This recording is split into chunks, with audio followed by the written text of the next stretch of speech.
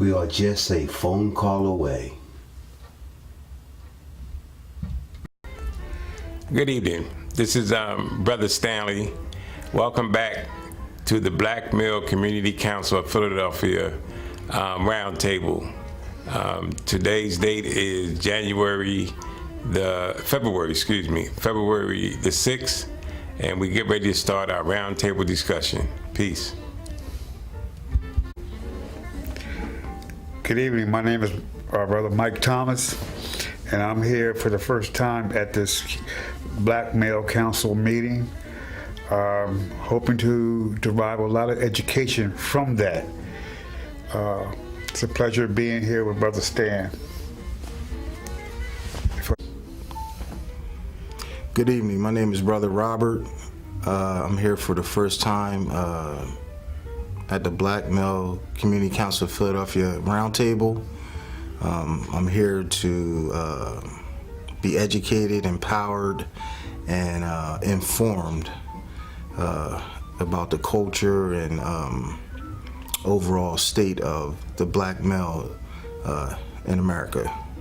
Thank you, Brother Stan, for the invite. Thank you. Welcome. My name is Brother Najee Muhammad, and enjoy this very enlightened discussion that we're going to have this evening. Thank you. Assalamu alaikum. We'd like to begin, and as we did last time, we used the Willie Lynch letter as our point of discussion.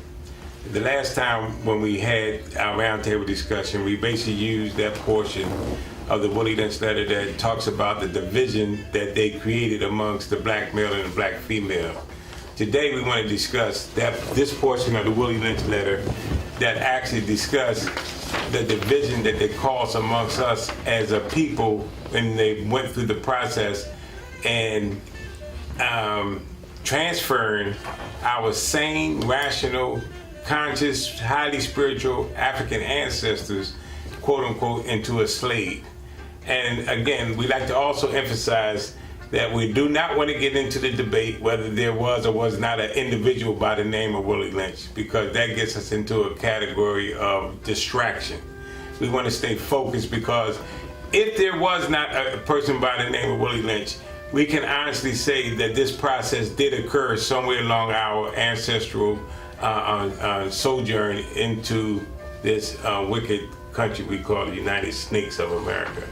Here, I would like to just start out with read this so we can use this as a point of discussion. It says the Willie Lynch letter, the making of a slave. And it says, this speech was delivered by Willie Lynch on the bank of the James River in the colonial colony of Virginia in 1712. Lynch was a British slave owner in the West Indies. He was invited to the colony of Virginia in 1712 to teach his methods to slave owners there. The term lynching is derived from his last name. He starts out by saying, "Greeting, gentlemen. I greet you here on the banks of the James River in the year of our Lord 1712. First, I shall thank you, the gentlemen of the colony of Virginia, for bringing me here. I'm here to help you solve some of your problems with slaves. Your invitation reached me on my modest plantation in the West Indies, where I had experimented with some of the newest and still the oldest methods of controlling slaves. Ancient Rome would envy us if my program is implemented. As our boat sails south on the James River, named for our illustrious king, who virgin of the Bible we still cherish, I saw enough to know that your problem is not unique. While Rome used cords of wood as cross for standing human bodies along its highways in great numbers, you are here using the trees and rope on occasions. I catch the whiff of a dead slave hanging from a tree a couple miles back. You are not only losing valuable stock by hanging, you are having uprising and slaves are running away. Your crops are sometimes left in the fields too long for maximum profit. You suffer occasional fires and your animals are killed. Gentlemen, you know what your problems are. I do not need to elaborate. I'm not here to enumerate your problems. I'm here to introduce you to a method of solving them. In my bag here, I have a foolproof method for controlling your black slaves. I guarantee every one of you that if installed correctly, it will control the slaves for at least 300 years. My method is simple. Any member of your family or your overseers can use it. I have outlined a number of differences among the slaves, and I take these differences and make them bigger. I use fear, distrust, and envy for control purposes. These methods had worked on my modest plantation in the West Indies, and it will work throughout the South. Take this simple little list of differences and think about them. On the top of my list is age, but it's there only because it starts with an A. The second is color or shade. This is intelligent. There is intelligent, size, sex, sizes of plantation, status on the plantation, hair, coarse hair, or is tall or short. Now that you have a list of differences, I shall give you an outline of action. But before that, I shall assure you that distrust is stronger than trust and envy stronger than adulteration, respect, or aberration. The black slaves, after receiving this indoctrination, shall carry on and will become self-refueling and self-generating for hundreds of years, maybe thousands. Don't forget, you must pitch the old black male versus the young black male, and the young black male against the old black male. You must use the dark-skinned slave versus the light-skinned slave, the light-skinned slave versus the dark-skinned slaves. You must use the female versus the male and the male versus the female. You must also have white servants and overseers who distrust all blacks. But it is necessary that your slaves trust and depend on us. They must love, respect, and trust us only. Gentlemen, the kits are your keys to control. Use them. Have your wives and children use them. Never miss an opportunity. If used intensely for years, the slaves themselves will remain perpetually distrustful. Thank you, gentlemen. And if you really get into the essence of what was done in that portion of the Willie Lynch letter, you can see that that is something that we still is suffering from today amongst ourselves. You know, and sometimes I cringe when I hear us perpetuate in our discourse with one another that what we can't do with and amongst each other. And if we don't know what was done to us in reference to this portion of the Willie Lynch letter, we won't know how to undo what was done. And one of the most important things, not only in this section of the Willie Lynch letter, it talks about what they have done to us will maintain itself for 300, if not thousands of years. And what we're doing here at the round table is bringing these type of discussions to the general public, to our people, so we can start having discussions around this particular portion and what was done to us, because it's very important. If we're going to solve our problem, we have to know what was the cause of our problem. Again, like the African proverbs say, if you don't know where you come from, you don't know where you're going. And a lot of times we as what I coin us as kidnapped Africans, black people, African Americans, whatever coin you want to use, we keep charging ourselves for what has been done to us as compared to getting together and discussing and flushing out what was done to us so we could get to the point to undo what was done to us. And I'm going to say this and I'm going to pass the baton on as far as discussion goes, because we have to remember, when our ancestors was kidnapped from the continent of Africa, they came and got sane, rational, highly cultural, spiritual people, put them on boats, and then they called the boats slave ships. No, they wasn't slave ships, because remember, we was kidnapped Africans being brought over here to convert it into slaves. So when we look at it, They brought our African ancestors over here, and through their doublishness and this Willie Lynch concept, real or unreal, the person, this was done to us, and it's undisputable historical facts. That's my story, and I'm sticking to it. That's interesting that you read this, and a lot of people, in fact, may not believe that it is true, but yet the evidence does show when you see the results of black people in America and how their characteristics, as far as the short against the tall, or the obese against the skinny, or So, as you was reading this, I was thinking about a product. Anytime that when a person makes a product, they know exactly the ingredients, or they know exactly how they made it.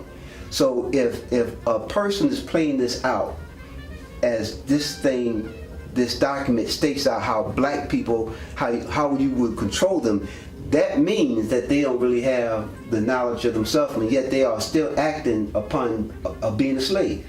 Because only way that you can not act upon this is that you must come into the knowledge of yourself, and that you have a greater knowledge of self-respect, love, dignity, and all these other things that would not only will live within yourself, but live within your whole surroundings. So going back to the product, they made Negroes. When you go look in the book of Genesis, God said, let us make man. But the man said, no, the devil said, no, I'm not going to make no man. I think I'm going to make me a Negro, or I'm going to make me a nigger. Right. And actually, that's what they did. So they made niggers and coons, what have you. But when they came over in ships, the first ship that came over was named Jesus.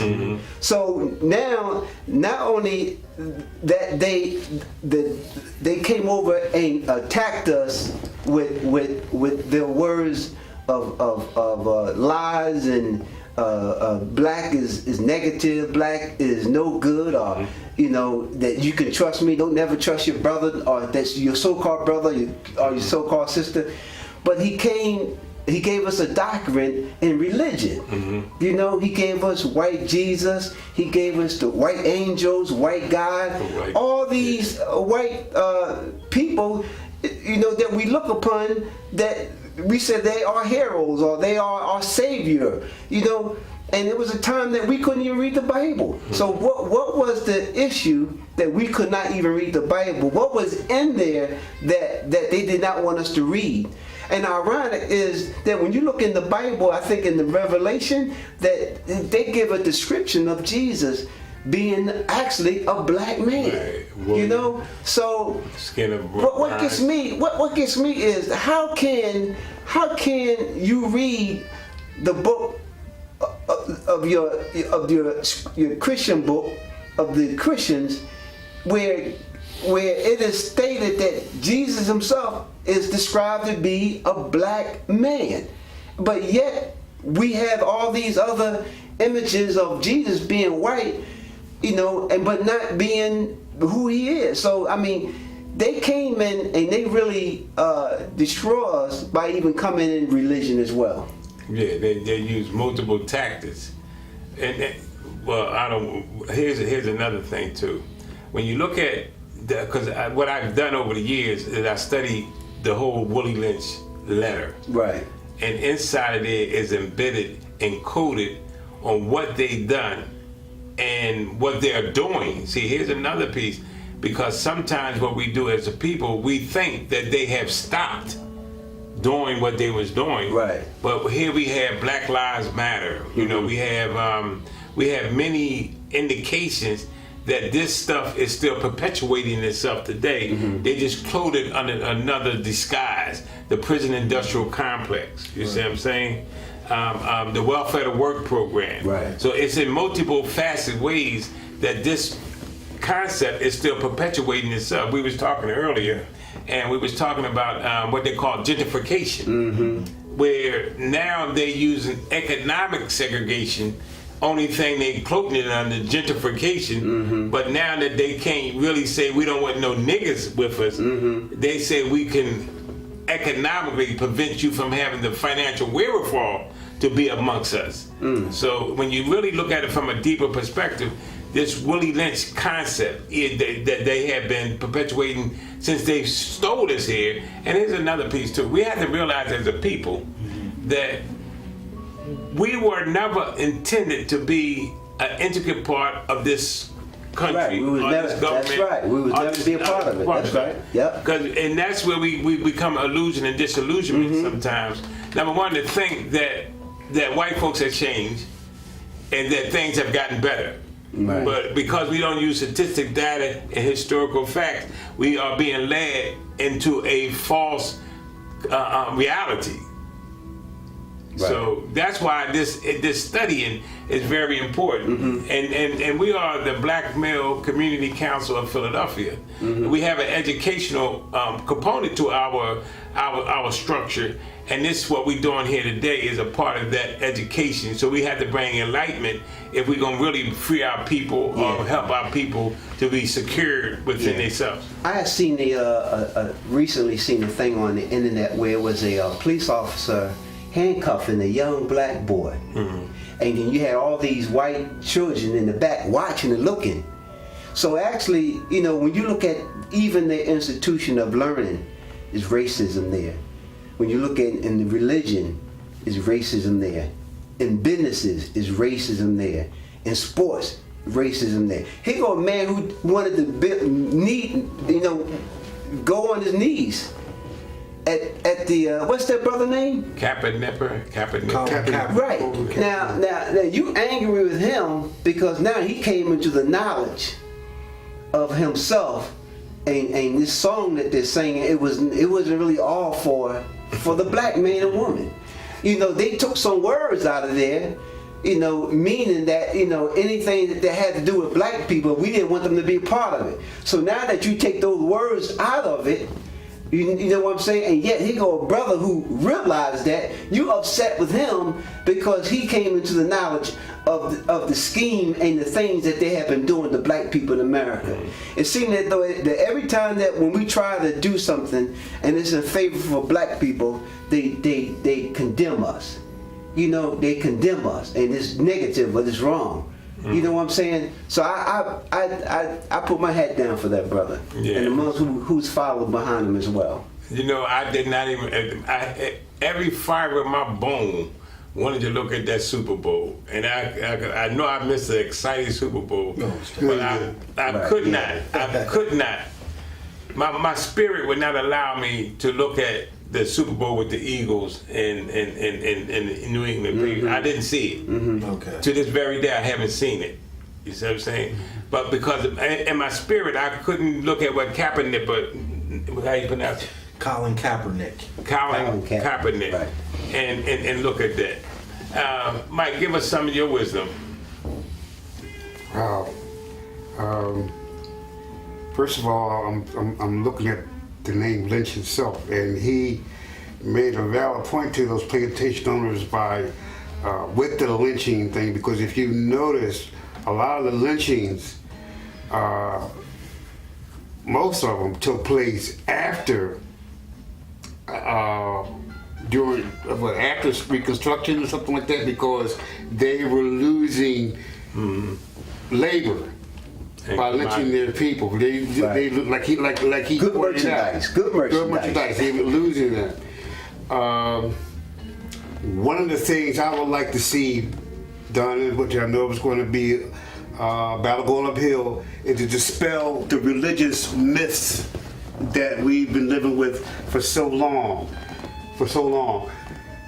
Religion came from the Catholics, from the kings and queens of those countries that sent those ships to pick up the slaves. That's right. They said, that's right. They said, you'll take those people and teach them religion. Okay? This is from the Catholic Church. That's right. And they was not to deviate from any of that teaching, because if they did, there was an overseer that sat with the elder that taught these our ancestors. These doctrines. These That's right. doctrines. That's right. And if he deviated, then he would be beaten. Mm-hmm. He would be beaten. Okay? And then they had nerve to use King James, which has terrible history. Terrible history. This is a man that killed his mother. He was known to have homosexual, lack of a better way of putting it, homosexual affair. But he was terrible. Right. But people today swear by the King James Version. Jesus himself was made up by Constantine. They had The image. That's was right. was That's right. was came from what was called the Nicene Council. A bunch of people got together. Constantine got these people together. I don't have my information with me. I should have had my because, like I said, I'm here to derive education. That's right. But Nicene Council, that's when they came up with named this man Jesus. I think his name was Serpent or something like that. I'm not sure. But that's what happened. Serapis, yes. This was 685 AD when all this happened. Okay? And that's why religion bothers me with our people, because they embrace it, and they don't understand, don't want to be told that religion was a form of control. That's right. Brought down from the kings and queens of the countries that provided the ships that brought our people over here in the beginning. That's right. That's right. Can I interject something with that? Go ahead. And That's along with the discussion that we have in this portion of the Willie Lynch letter, that's like Brother Malcolm X was saying when he was talking about the Organization of African American Unity. Right. And his concept was that we needed to come together and get into a conference, for lack of a better term, and discuss what we need to do to save ourselves. Yes. And his concept was to leave your religion, your theology, your ideology, your philosophy, all those divisiveness at the door. At the door, right. At the door. So when we come in, these things don't disrupt what we're trying to do. And the same thing with the Willie Lynch. You know, like say for instance, right now today, and since we're talking about the religion aspect of it, that is one of the most divisive things we have as a people today, because like and for me, you know, when I look at the Honorable Elijah Muhammad, the Nation of Islam, and I look at the Honorable Marcus Messiah Garvey, when you study them, these was two organizations that was bringing us the potential of really, because of truth. You was talking about a truth seeker. Right. When you're a truth seeker, you can't deny the truth that was coming through these two organized structures. Right. You see what I'm saying? But what happens is, if I'm a Jehovah's Witness, if I'm a Baptist, if I'm a Orthodox Muslim, if I'm all that, and we use these things to perpetuate this portion of the Willie Lynch letter to keep us divided, and which keep us the weakest amongst the ethnic groups in this country. Because we don't know, we won't come together and study this information so we can stop that divisiveness that comes. I don't care if you what you practice, right? But like Mike say, know what you practice, know the history of what you practice. Right. But even if you're gonna practice it, don't use that as a divisive element to not come together as a collective and help save our people. Right. That makes sense? Right. If I'm yes. Brother Rob, thanks for the invite, Brother Stan, and I agree with all that was said, and it's right on point. Yes. From my experience, and from my studies, I'm learning that they have used, meaning white America or white supremacy has used code words. They have implemented code words as to place on us as a people, you know, from a religious sector, from a political sector, and so on and so on.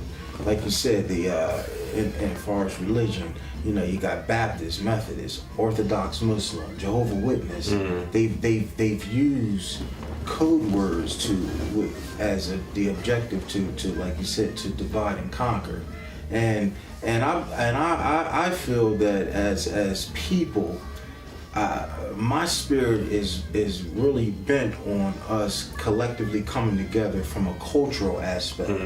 I think the culture aspect being thrust together from that place gives us more of a commonality.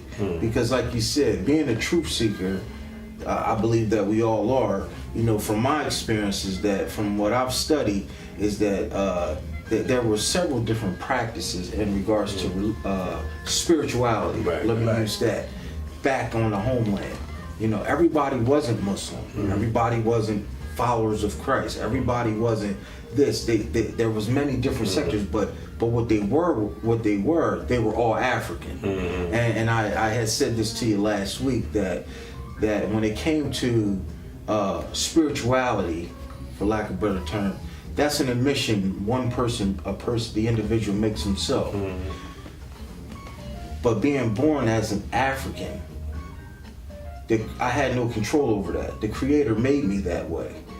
You know, so with that said, that I believe that if we focus more on the cultural aspect, then the seats around the table would be filled with many different dynamics, but one commonality.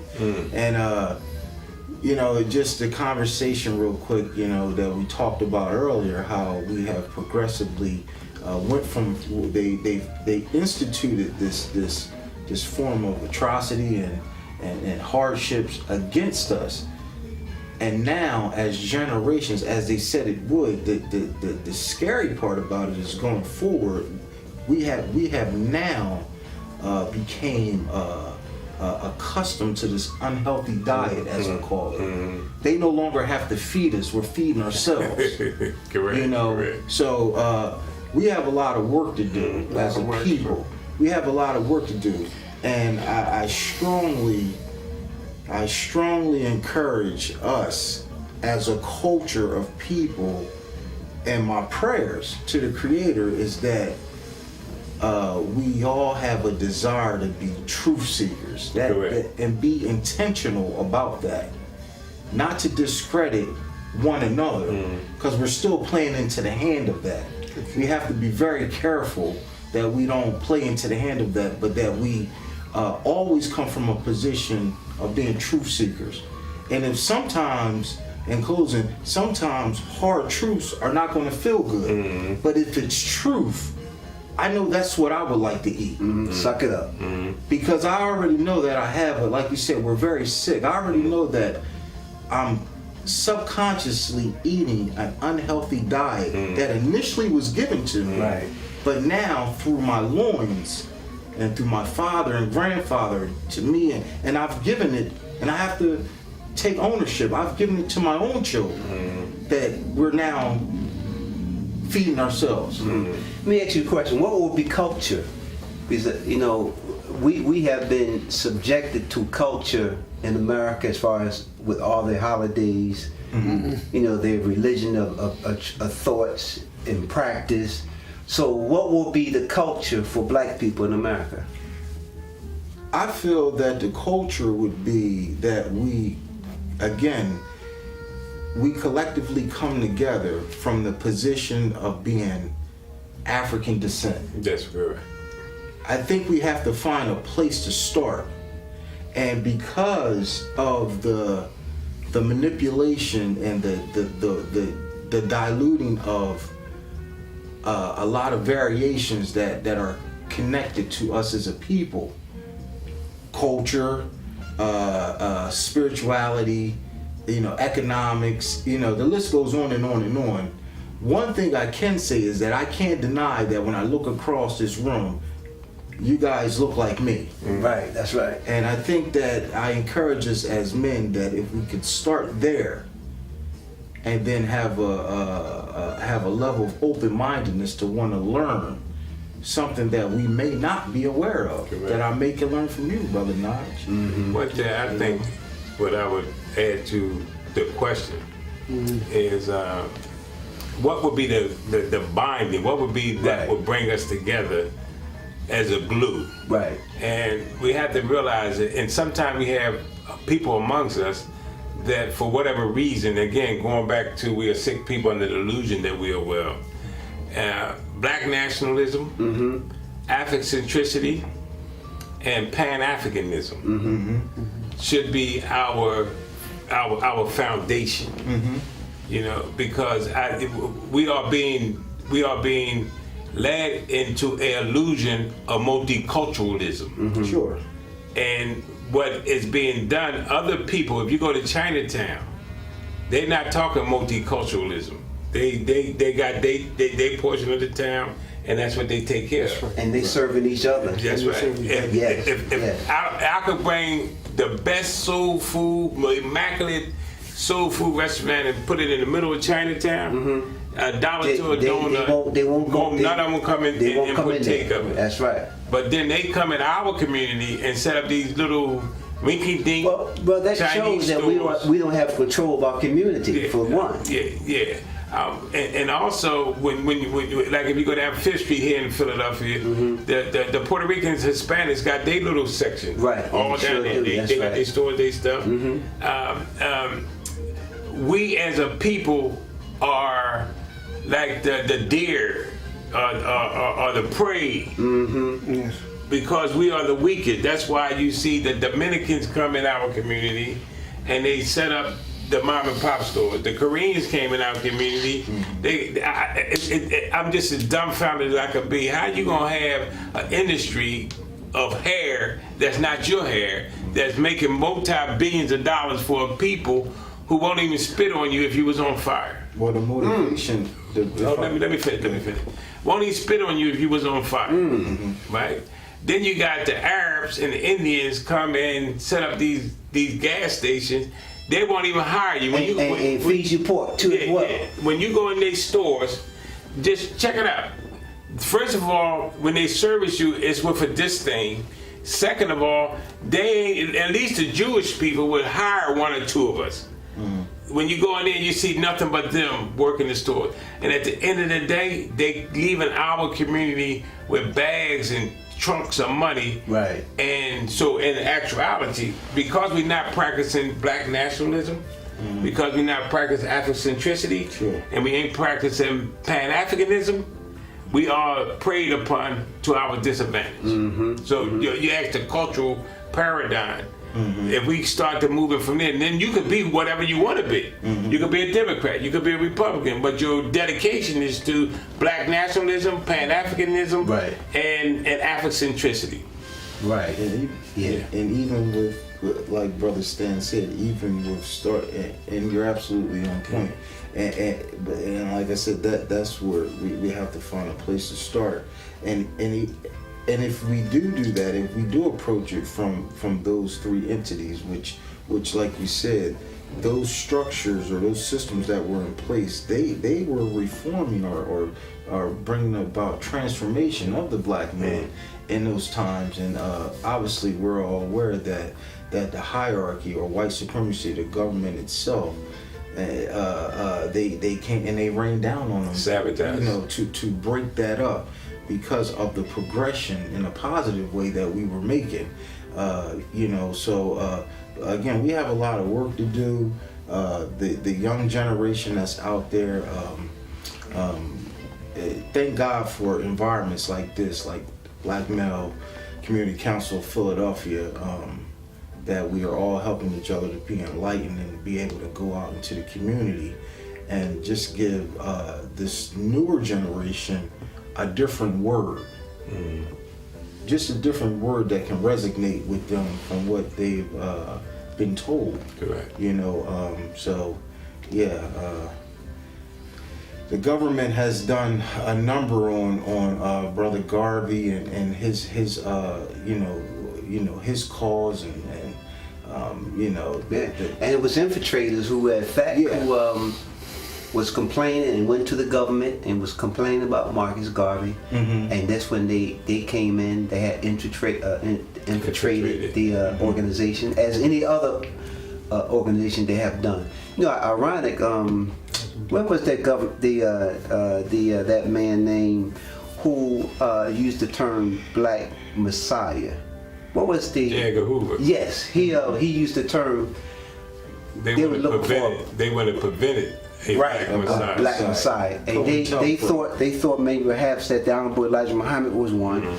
They thought that Malcolm X was one, and they thought that Dr. Martin Luther King. Dr. Martin Luther King was one, and Marcus Garvey. Marcus Garvey, correct. Yeah, and they, anytime that when they seen that there was a black man or a black person that was leading black people, they wanted to destroy it. And that's even today, 2019. If any organization that have any influence on black people, we have to destroy. One of the most beautiful things that you have Minister Fairkind, where in fact he's a living legend, and he's seen all of the negative and the fact what this government have done and even doing today. And ironic, even today they've been trying to destroy this man. But you must have to question yourself. He said, well, a man in his statue, what is it that allowed this man to be here even today and to speak the words that he speak today? And yet they know that that there would be a Messiah, a black Messiah that will come out from the black community. And they believe that even today, the government of the United States, the government, they believe that there will be a black Messiah that will come out from out the black community in this country. I was listening to Word, and I looked at this documentary on the spies of Mississippi. If you please go look at that. And the spies of Mississippi, you can go to YouTube and pull it up and look at it. And look at it in the true contents, not in the past contents, but you can see even the present contents. But I would urge everyone to take a look at that. And it covers this topic that we have here. But you can see how they use it then and they use it now. Mike wanted to say No, you were talking about J. Edgar Hoover, and something that I had found of his, and I wanted to keep that, and I wanted to share it. He was asked what his opinion was the single greatest threat to the United States of America. He responded, Negro unity. Take a moment to let that sink in. Let that sink in. Negro unity. This is, yeah. And this Brother Rob was talking about, you reiterated with the educational piece, which we're all doing, and that is where I'm coming from. That's what I'm all about with us. I want our people to be aware of who they really are and what these people have done. This Willie Lynch letter should be sent to everyone, every black person in this country should read and study this, because that's how he was able to separate us. And as long that we are going with this document here, we will continue to control black people in America, and that black Messiah that will come out of black will never come out, because they will continue to try to keep us oppressed, keep us down. But we know that there's a more greater power than that they won't be able to stop, and we know that one will come. Yeah, we gotta let them know. We gotta let them know that you are somebody. You are somebody. That's what you gotta let them know, and remind them that these people don't want you together. The man said it himself, and this is the format for this government. Right? Yeah. For the longest time, he came out and just said it. Negro unity is a threat. It's a threat. Yeah. And he's so what is it that he knows that what we don't know? Yeah, because what would happen? And I'd like to speak to the Messiah concept. Right. If we take the Messiah concept out of a person and put it into a foundation, nothing they can do with that. They can always come and take the person. But you can't take, you won't be able to take the spirit of Pan-Africanism, Black nationalism, and Afrocentricity. That should be our Messiah. That's our Messiah. Because once that is permeated into our spirit, and then we start acting on that, nothing they can do to prevent us from achieving our rightful place as human beings on this planet. Right. And also when we look and see if they could keep us divided like we have been over for and this year is a very important year for us as kidnapped African people on the continent of North America, because this is the quote unquote the 400 years of enslavement, because Africans been on this continent for thousands of years, so it's not our first time on the continent of North America, but this is supposed to have been the beginning of the slave experience here on North America. Right. So this is 2019. Supposed to have been 1619 in Jamestown, Virginia, when it's you know. Well, the black men have been throughout the whole planet Earth. Correct. 196,940,000 square miles of it. Yeah. Everywhere that the white man may have came, the black man he was already there. But what we did not conquer. We did not do uncivilized. But we did in the beginning. We did. But we died. We didn't come with uncivilized behavior. Right. That's what I'm saying. Okay. You know, I always reflect back to that. It might be a little bit before your time, but there was a commercial back in the '60s with the Indians on the side of a mountain with a tear coming down his eye. I always remember that, because he was just crying because of what the white man did to this landmass that they was the occupiers of. You see what I'm saying? And so that same spirit is still permeating itself today. You know, but the point is, as we study and as we come out and with information for us to be able to consider and bringing information, it's the spirit that the Creator put in us. You, the truth seekers, the truth. Once the truth hit our spirit, and that's one of the problems, we're not, like the Honorable Elijah Muhammad has said, if you give the human being a clear glass of water and a muddy glass of water, it has nothing to do with ideology, theology, and all that other stuff. It's what God, the Creator, put in the human being. He will automatically choose the clear glass of water.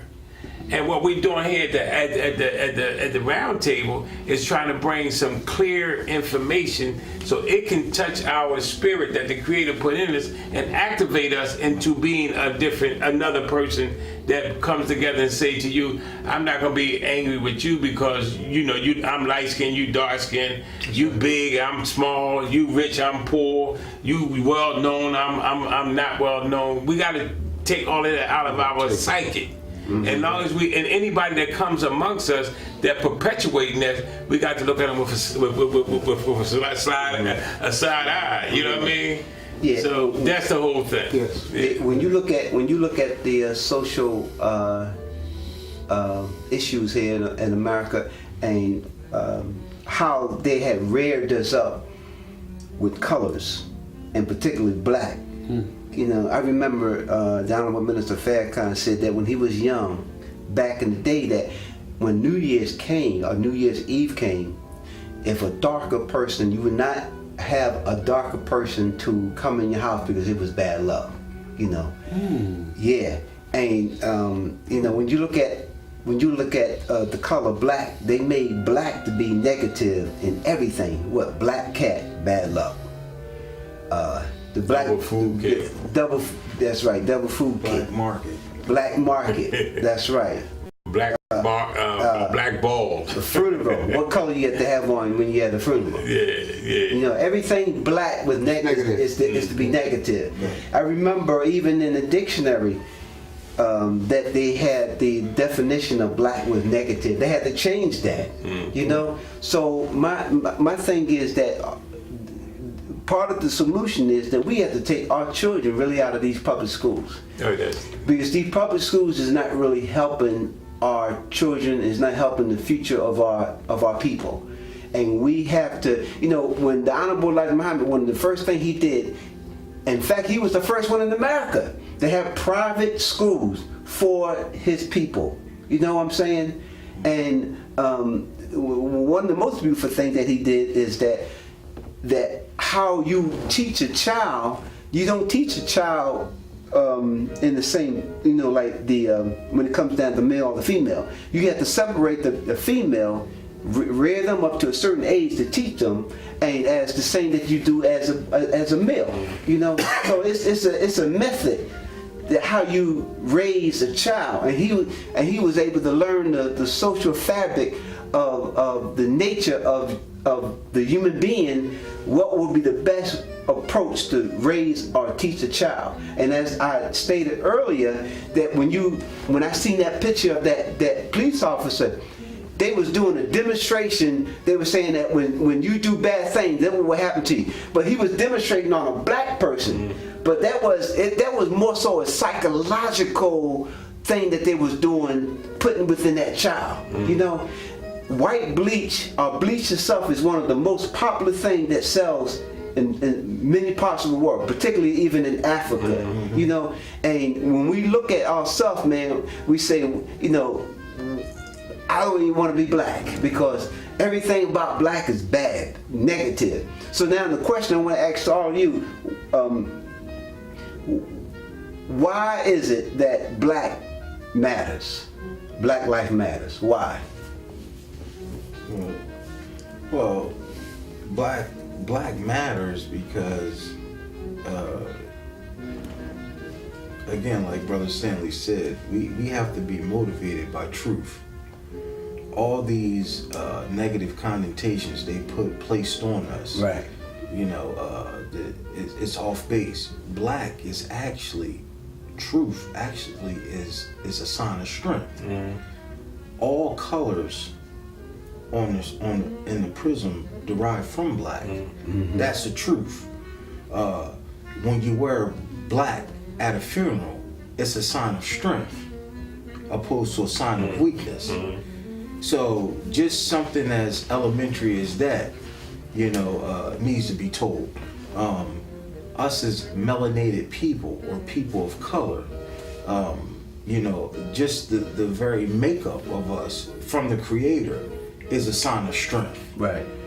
These are the things that we are charged with, I feel, or responsible to pass down. First to talk about it collectively, but then to pass it down to the next generation. So until we can get them out of these schools, because we have to be realists on top of that. This is not an overnight project. You know, our kids as well as ourselves are going to still be subject to this unhealthy diet, but it will be countered with truth. Correct. By saying when they hear the teacher or someone make a statement like that, you know, their first examples, their grandfathers, their fathers or mothers would say, well, wait a minute. Because I had that situation with my son about Christopher Columbus. Right. The teacher told him that Christopher Columbus had founded America. Discover America. Discovered America. Right. And my son Ramir raised his hand and said, that ain't what my dad told me. But I'm using that as an example. They called me and tried to give me rhetoric behind. I said, wait a minute, that's my son. And furthermore, you know the whole story. That's interesting. And what she told me is, she said, well, Mr. Stewart, we have a curriculum to follow. I said, I know that. But see, they thought they were talking to a so-called, lack of better terms, uneducated man. Right, yeah. But I'm a black man first. You know what I'm saying? That's good you say that, because one of the things it says trust. Your son trusted you more than he trusted teachers.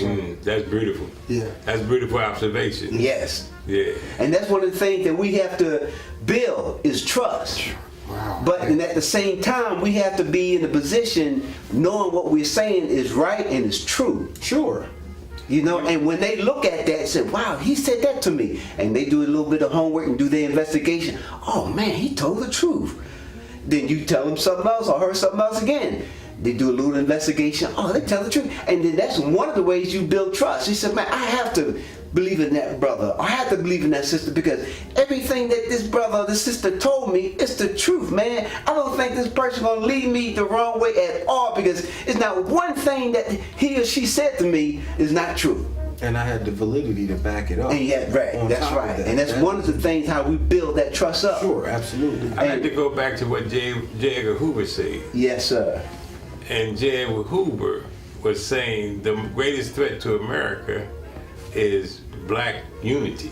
Unity. Now we have to really look at this. If we really look at that in depth, let's look at it. Let's look at it. Yes, Yeah. sir. Listen, Yes, sir. we are. When you look at us as kidnapped Africans here on the continent of North America, when you look at us as a people, no other people on the planet Earth ever experienced what we experienced in our relationship with this white, Western, European decadence True. people. We are in the belly of the beast. Belly of the beast. Right? True. Now look at it. We are still here having a conversation that we're not supposed to be able to. If they had their way, we would not be having this conversation. Right. Right? And when you look at us, we are the most educated, we are the most wealthy, we are the most of all those aspects that we wasn't supposed to be, but we are here today. And we are still have the potential of reaching where we have the ability to go if we use Pan-Africanism, Black nationalists, and Afrocentricity as a unifying element, a foundation. And we will be the ones that they are most afraid of coming together, because we now can be a demonstration to the world how to supersede this Western decadence. Right. You see what I'm saying? So if we ever get together, if we ever break the Willie Lynch concept, break the chains of Psychological Slavery Institute, and come together under our own paradigm of existing on this continent, and that's another mistake we made. We are here on the continent of North America, which is a land that was given by the Creator to the human beings. White people came and took governance over it, but now we And ownership, too. Well, actually, when you look at it, they got governance over it. No, the Indians did not have a concept of ownership of land. That's why when they signed some of that stuff or made them put their X's down there, they didn't understand that the white man was talking about we now own this land. So they wouldn't go hunt on that land that they were hunting for 1,000 years, and white folks said, you can't come on here because you signed this thing. The Indians were saying, what you talking about? Nobody owned the land. Right. But what That's a native. They're native to the land. yeah, so Natural to the land. what Kwame Ture says, Stokely Carmichael says this. He says he breaks it down. If you ever listen to some of his speeches, he talks about the difference between mobilizing and organizing. And the only problem that we have, we are unorganized. Right. We have everything we need, but we have to come together under a foundation of structure and organize it for our benefit. How much money comes out in the black community a year? But they saying that right now it might be $1.5 trillion, close to $2 It's trillion. about a trillion, little over a trillion. Yeah, close to $1 trillion. all that, and just imagine what we can do with that money if we organize it ourselves. like do for self. The Right, Honorable do for Elijah self, Muhammad. that's right. The Honorable Elijah Muhammad was bringing us the But the keys. thing is the reason why that most of us don't want to do that because I don't trust you. Because of this. Right, I don't We trust gotta you. come back to this. I don't trust you. And then Yeah. remember this here. Now we talking. This is what this thing says here. It says, but it is necessary that your slaves trust and depend on us. Right, They must love, respect, and trust only us. right. And They've been misguiding us and misteaching us since we've been under them. me and Brother Rob was talking earlier about the Democrats and the Republicans. When you break it down, they're all white. They let a few of us sprinkle in there for Make it look good, the right. deception. Right. Yeah. But we must trust. This stuff, man, you can't make this stuff up, man. Then we must love them. You see what I'm saying? We must respect them and trust them only. So what they do, they get us caught up into their paradigm of this political apparatus, and now we looking for either the Democrats or the Republicans. Like Malcolm said, they are all canines. One is the fox and one is the wolf. Right, that's right. Which one you gonna be eaten by? Right. So we had to really come together, and that's the part of what we hope to be able to do is start the process of thinking, how can we exist on the continent of North America and create a paradigm of existence culturally and otherwise that is coming from us as compared to coming outside of us. Right. So what you think and when you look at in the political arena where you have all these white folks basically running the government in a sense, but while we're here, we still need somebody that we can rely on, someone that will be fearless and that will be able to talk Truth to power. for our interests, as far as what black people, what we need for ourselves in this country. Going from Congress to the Senate. I mean, to put somebody in that position to serve us. And really, we don't have no one at this point that is actually talking in our favor or even doing anything for us. One of the things that President Trump said, he said, vote for me. He said, because we have nothing to lose. And people vote for him. They said, what the hell? That means what he was saying is, no matter who you vote for, you still ain't gonna get nothing. That's what he was saying. You're not gonna get nothing. So that's vote for me, because you still ain't gonna get nothing. There's little crumbs here and there on the table, but you're still not gonna get nothing. We need those systems like, again, referencing Brother Stan, the Pan-Africanism, Right. Black nationalism. We need a vehicle. Right, We need a vehicle. yeah. And we have to, I feel we have to use these vehicles as a grassroots motivator, organizer. You know, we have to take some of these ideas of Brother Garvey and Brother Elijah Muhammad and so forth, and as far as even the Panthers, and they all had different strategies that they implemented that was significant, and the empowerment, again, like he said, keeping the main objective that it's about the empowerment of the community. It's about the empowerment of the community, and you know. And then another thing, and I'll say this is a hard truth. We as a people, specifically the black man, we have to learn how to find a way to encourage ourselves. Right. We have to be able to stand on our feet and take some initiative and understand that initially it's going to be a level of uncomfortability coming off that unhealthy diet. But it's people like us pouring into them the truth through Right. word. But there's a lot of things that hinders us though. No, One is not having confidence and knowledge of who we are, and second is taking that fear out of us. Sure. We have that fear in us where in fact we don't want to make that step, because if we step on somebody's feet, we might offend them. You know, but you have to have somebody that will be bold and great and fearless. That will be example. Sure. That this is what you follow. This is who you should be like this person.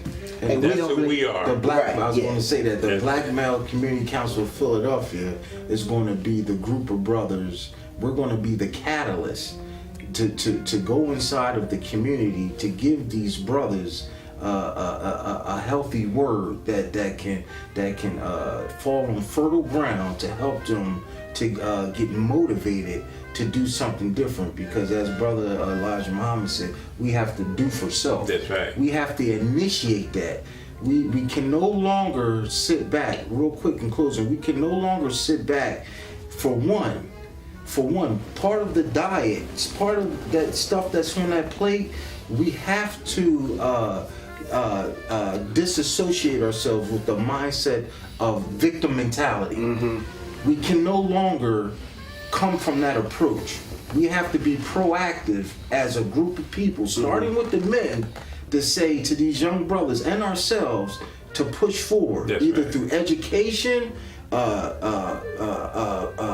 through nonviolence. That we have to put these new seeds in them to at least start right there. We cannot. I try to encourage young men. We cannot take the victim approach, because that's playing into the enemy's hands. They want us to, so we can lay back and become what I call fundamentalists, where we wait for them to spoon feed us. They don't want us to become proactive. They want us to be fundamentalists and have a victim approach. So I encourage all of us, man, as black men, that we go forward and stand up as I like to say, as an exceeding great army that we are.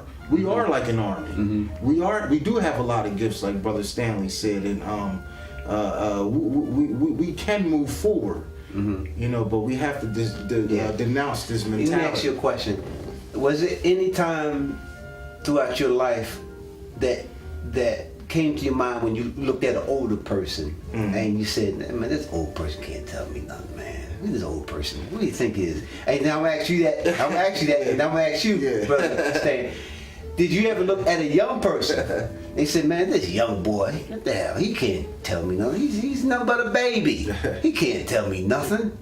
But in reality, that young boy probably could tell you something. In reality, that old man probably could tell you something. But I just wanted to start with you with that first. Well, real quick, I just I think that I was Right. to get to the exact nature. Yeah, I was. I think I'm 40 years old. I think I like to say I'm part of that last of the Mohicans generation that kind of is going from where I'm at and going back to y'all generation and so forth. That we understood knowledge and the disposition of the black man and the black family and so Right. forth. So, and I was very bent towards wanting to sit around the table and listen to y'all. I was bent, or What made you engaged think towards like that? What made you? I give credit to the Creator. I think we all come into this world with a different passion, or I like to use the word bliss. Something that we love. I've always been one to want to have dialogue. I've always had this innate feeling of wanting to have a sense of pride about myself. And as I started to listen to other men, and also, like I said, started pulling away from that victim mindset Right. to take initiative, then my inside started to change. And I started to get a sense of pride of who I was, not from an arrogant, because I know the Creator doesn't want me to be arrogant, but a sense of pride, not proudfulness, to say I can look another man no matter what he may look like, understand that I do belong and I do have something to offer, and be willing to do what I can. Not perfect, we all have a story, but I'm saying that's a desire that was inside of me. And that's what motivated me to be here tonight. Okay, So I can learn some things. How about you, Great. Brother Stan? Well, I agree with what this brother here. I still have a problem, but when I see young brothers like this, I don't have a problem Right. of listening to young brothers like that. I'm 66, the brother 40 years old, so that's a 26-year difference. Right. But when he speak the way he speak, I listen, and it gives me a sense of hope. Number one, it gives me a sense of appreciation for his spirit. You see, so it depends on the young person, what they're bringing, and what energy, what spirit they're bringing. I come from the old school, and I come from the gang war days. We understood hierarchy. Like if the old heads told me when I was a junior or midget to do something, I didn't go and say, old Right, head, what you yeah. want me to do? Old head told me to do something. Right, Seniors. So I come from that school The thoughts. and then Yeah. when I was in the streets, I had older brothers that I respected, that when they told me stuff, I didn't balk against it. Right. And most of the older brothers demonstrated that they had my best interest at heart, even when we was out there doing street activities. So I come from a school where I was groomed to be able to understand that to respect older brothers and older people, and so therefore that's where I come from. The only misgivings that I have about some of these young brothers today is their inability to be teachable. You see what I'm saying? And like they say, you don't grow old being no fool. I don't care what condition you in. If a person be 80 years old and they did something I didn't know how to do, they didn't maneuver through life to get 80, they might not be at certain. But my point is, yes, even today I still have a little difficulty when it comes to people saying we need to listen to the young people. When I listen, So now the reason why I asked that question, because that's one of the things that says here. Correct. It says young against the old, the old against the young. Correct. Correct. So now I'm just trying to. yeah, that, You understand what I'm saying? I'm just. Only difference is, and my street and my activity shows this, that a lot of young brothers come to me and they confide in me. Right. You see what I'm saying? So I'm not an adversarial. I don't have an adversarialness against our young brothers. I just understand that some of them need to come and sit at our feet and learn something that they don't know. You see what I'm saying? That's the only point that I'm saying. Right. Not that I'm adversarial with none of the young brothers, but I believe they need to come to older brothers like ourselves. And he asked one question: How did you maneuver through this white supremacy system and maintain your sanity and maintain your Right. consciousness? Right. Here's another thing. Yeah, go ahead. This book here by Dr. Naeem Akbar, the title is Breaking the Chains of Psychological Slavery. And if you ever want to start the process of understanding what the psychological slavery is, and get some insight on the process, that it's a small book, it's not a big book, but it's a powerful book. And I would suggest anyone that's interested in understanding the effect of the psychological slavery, and then get the understanding of why we need to seek information in order to start to breaking the chains of psychological slavery. Also, you have a brother, what's his name? Amos Wilson. And people like that, you know, Dr. John Henry Clark, Dr. Ben, you got numerous scholars throughout the years who have studied us. Right. And we need to study what they study, and we'll start the process individually and collectively breaking this psychological change. Even like that, one of my favorite ancestors is the Honorable Elijah Muhammad. That's because the Honorable Elijah Muhammad, when you study his stuff and you study him, he, along with the rest of the ancestors or elders that brought us this information, brought us free information that was freeing our spirit. But we had to go and study them and learn from them, and then we'll start to being able to be individually free, then we'll start to be collectively free. I got another part. Yeah. Now, you, right? Yeah. If you was into a situation where you needed some very good advice and some help, you got Stan, you got brother here, and brother Stan will constantly say to you, brother, when I talk to you, I want to be fair with you. I want to be fair with you. And he'll constantly say that to try to win you, that listen, he's going to be fair with you. And you say, brother, I want to talk to you. And when you get a chance, I want to talk to you about your situation. And you keep saying that, I want to talk to you about your situation. But Stan is saying that I want to be fair with you, man, and I want to really be fair with you, what I need to discuss with you. Yes. Who would you go for? I think I would go with both of them at the same time, because I want to know what this fairness he's talking about. He's referring to. See, okay, that's it. He just answered it. Fairness. Now, they say light skin and dark skin. Light skin is what? Fair. Oh, he's fair skinned. See, words is power. And even though psychologically you don't know it, but yet it's out there. Light complexion people, they say, is fair. Fair color. Oh, they say that's a fair color. Dark person is not. So that's why he just answered it. He said, I want to know, what did he say? I want to know what is fair. What's fair. Yeah. So he will go to you. So my thing is that psychological, the words that we use and how we conceive it in our mind when we say, oh, he's fair skinned. He's fair skinned. What the hell? What's fair skinned? But words is power, and this is one of the things how they separate us. Sure. Now, let's look at this. Let's look at this. Look at this. Now, when you're conscious and you're aware, you will be able to use truth, right? Right. To be determined what perspective you're gonna see. Now, I'm saying this from my study. Khalid Muhammad.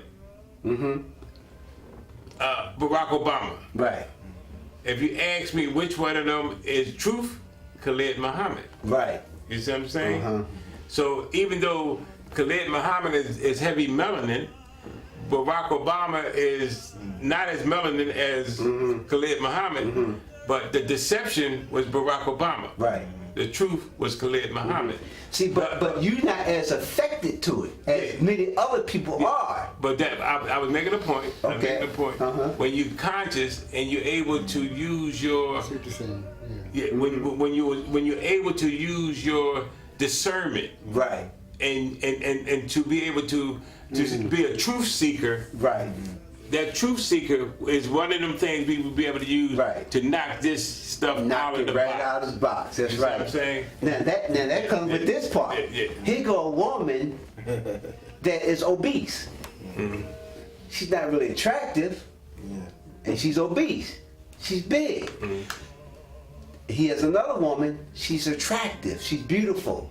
She's appealing to your eyes. Behold, she's beautiful. But yet she doesn't really do nothing for you. She don't really give you good advice. She don't really talk to you and give you a good man and woman conversation. But the woman that is obese, she does all of that. She serves you. She want to know how you feel. She want to make sure that you're okay. And the thing is that when that happens, you come more accustomed and more attracted to her. And then you going away from her obese. You going away from the way she looks, because what is so appealing now is your needs. You know what I'm saying? So my thing is that we are so into the outside of the being, the more so than the inside of the being. I mean, if we went to spend time with a person and really get to know a person, who they are, regardless who and how they look, and get more and understand the substance that they have within themselves, we'll be more close to them than more so than what appears to us externally of a person.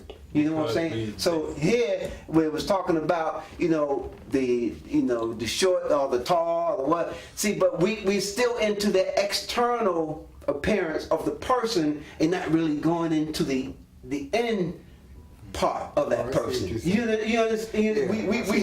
We never get beyond that point. We stay out the external. But there's a more greater part that you see, the internal, where in fact this big woman, she's big, she's fat, she's ugly, but she will take care of you, she will love you, and everything else. One is an asset and one is a liability. Right, that's right. A lot of us. Yeah, I like that. I like that. Yes. And that goes back to, you asked earlier about the concept of Black Lives Matter.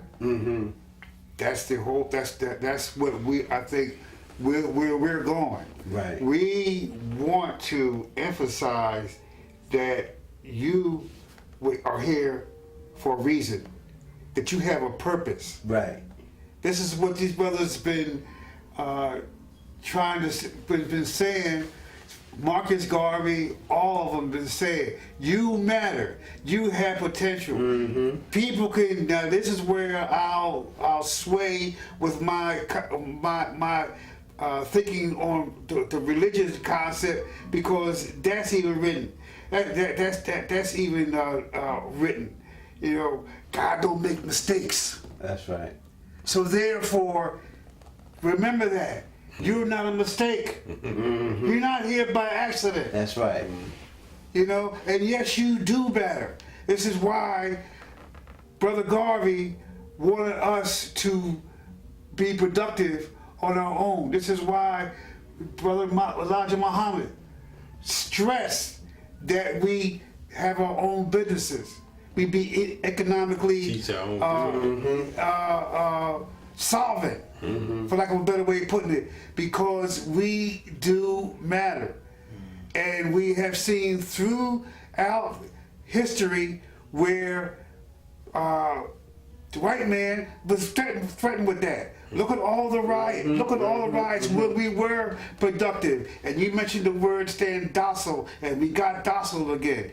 The most prominent one sits in my mind, because there was other riots other than the Tulsa, Oklahoma of 1921. Wall Street.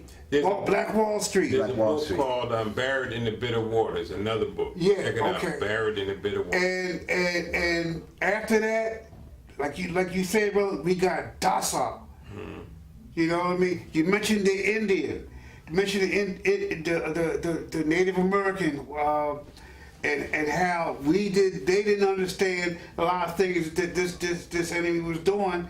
But then when he couldn't couldn't get them one way, then they start killing them off. They start diseasing them. They smallpox in their food and their blankets and everything. Syphilis. Yes, they start eliminating them that way. These are the people that They say trust them. yes, that says trust them. You understand? You understand? It's a thing that they have this belief that God ordained slavery. They have a thing with it that God ordained slavery. When we meet again, I will bring the scripture that was written to that in that context. Please. Those that hate you will reign over you. This is scriptural. Okay? And that's what we are coming together to do. To prove that we do matter. Like your young son, he stood up because he had more respect for you than that teacher. And trusted you. That's right. And he trusted you. That's right. That's what we have to emphasize throughout our community. That's why I want to go into these schools. You mentioned this book and another, Spies in Mississippi. I have one more that I like for all of us to see. There's a lecture by Dr. Joy DeGraw called Post-Traumatic Slave Syndrome. And this tells why we treat each other the way we do. It tells it tells the mindset. It explains where those plantation owners were coming from when they hired Willie Lynch. And once you want, and I like to get that burned so I can have many copies to pass out. Those are the things that because our people are not aware of who they are. They got docile, say. That's right. There. That's right. You know, That's right. they still believe that the white man's ice is colder. They still believe his water is wetter. And we got to let them know, no. Yo, we've been here. We've been here. And we're not accidents. We're not mistakes. Go to your Bibles if you have to get that truth.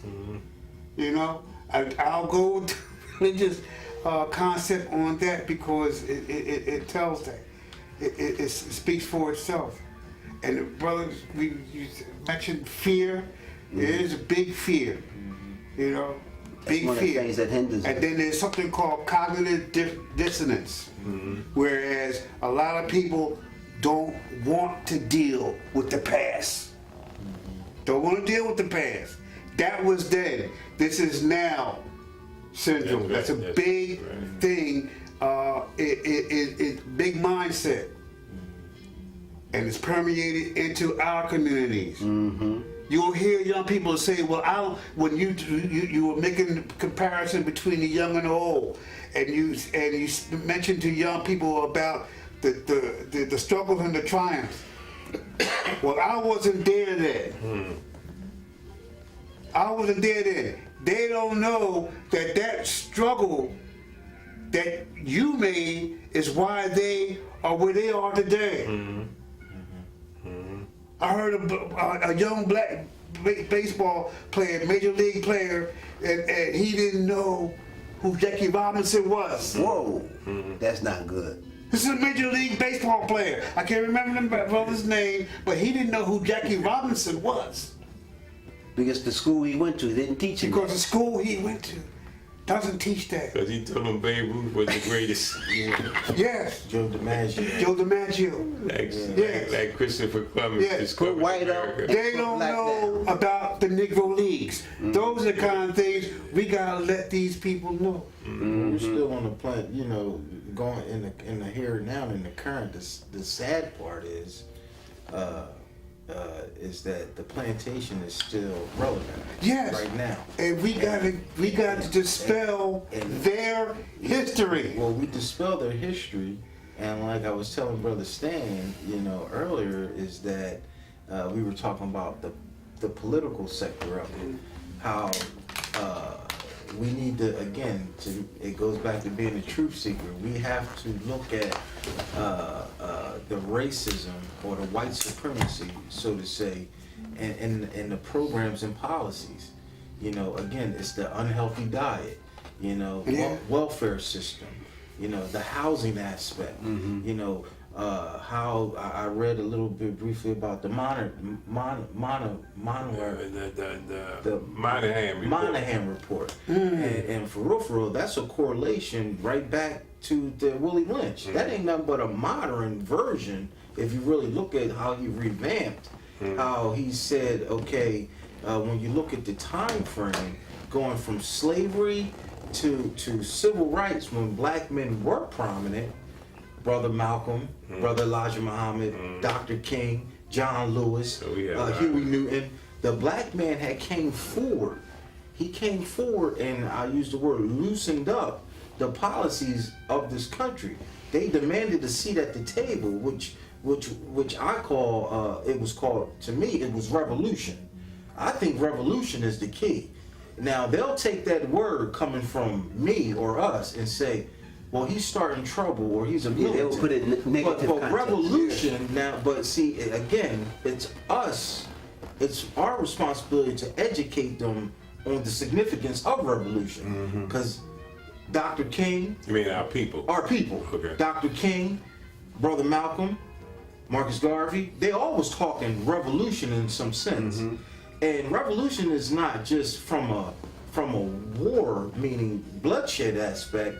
There's a diplomatic component to it too. Yes. But the objective is that we're going to take back Spiritual revolution. also, we're going to take back what rightfully belongs to us. We're not going to keep asking for something that belongs to us initially. You know, and now they've given us this unhealthy diet of welfare and housing, right? The man, they've used a woman, you know, to be deemed a fatherless family.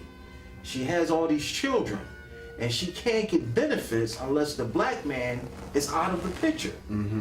That's a form of white supremacy. Yes. It creates a dysfunctional household. But that's the topic that we had at Sure. the last roundhouse That's in the current discussion time. was how they reversed the role Sure. of the male and the female Absolutely. in the blacks, where they took and made the female independent of the black male, Sure. and made the male dependent. They alter creation. Yeah. Right. The natural order of things. The natural and order. it talks about that in our last roundtable discussion.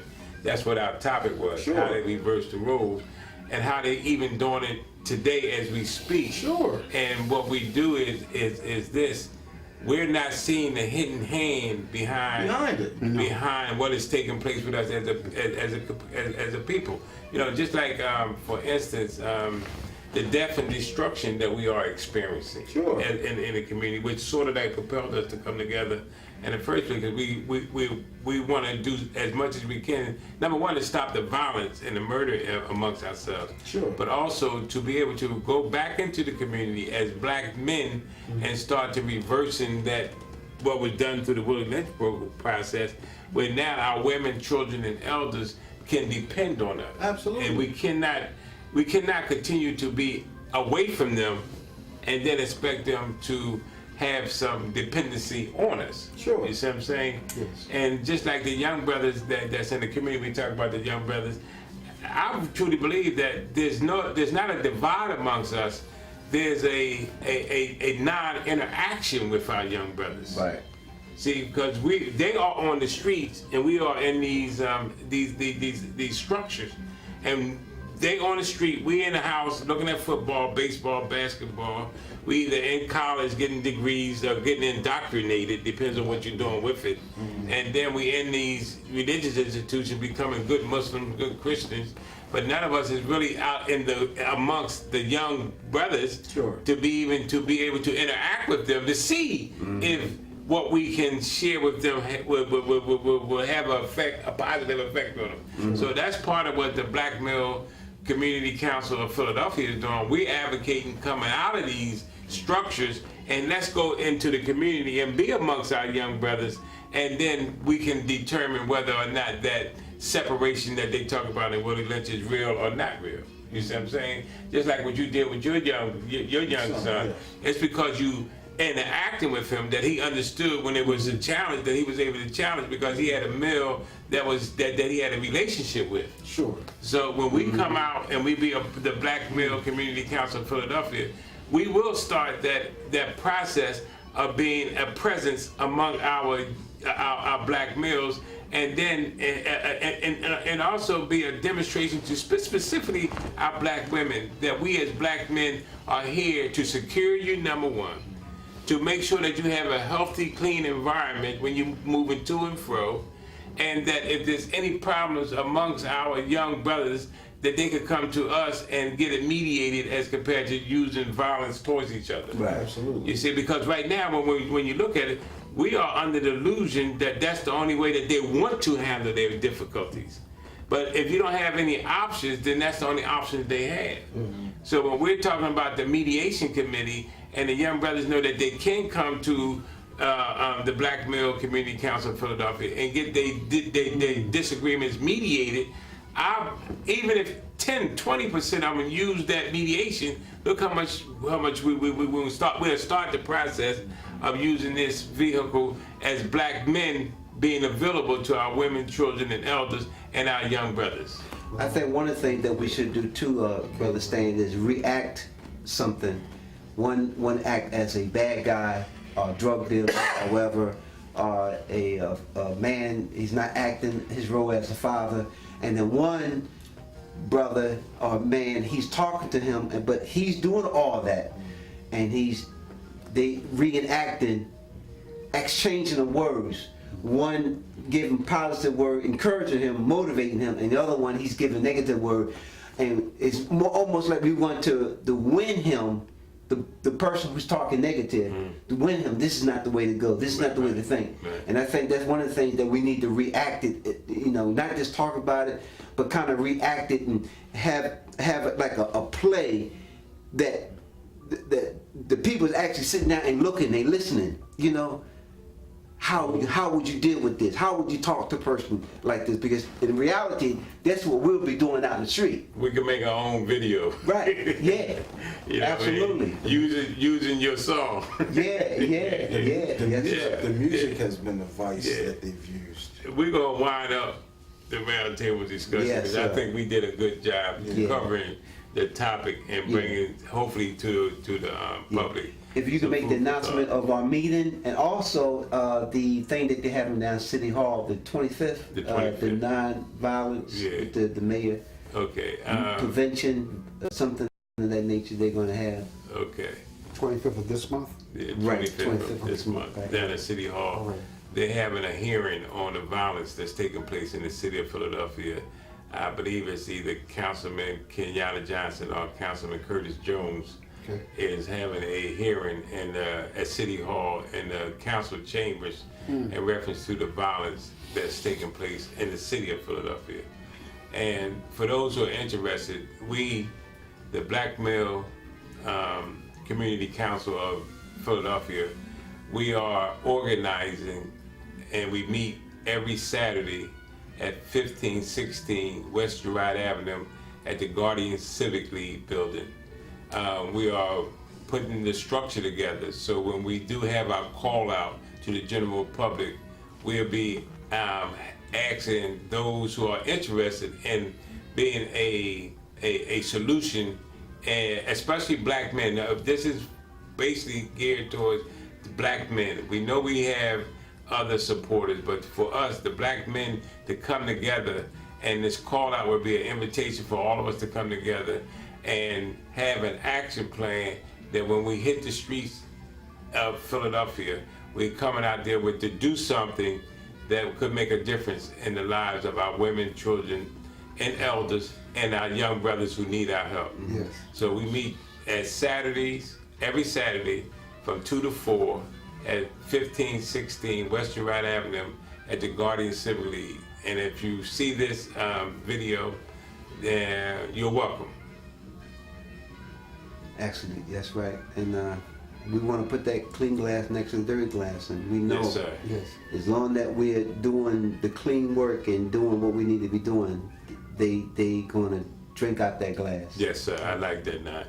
Yeah. Yeah. I like that. So with that, thank you so much. One of our mottos is consistency, boots on the ground, and all hands on deck.